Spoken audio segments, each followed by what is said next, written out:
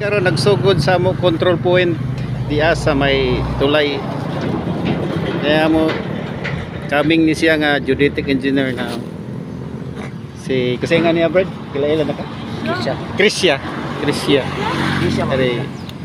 Yami sa may tulay sa Barangay Libertad. Diya diri amo gibutang ang among reference point para sa ka-absorbe. Mo ni siya. Kaya mo geodetic nag-giinitan. Now, ako mga basketball player, mga talunan. Ba, kuwang practice gabi pildi mi sa linaw. Okay. Kina ko no. Connected na mi guys sa mo control survey. Pwede na mi mo start. Kung sa may mo ikasulti sa ato survey karon Brad.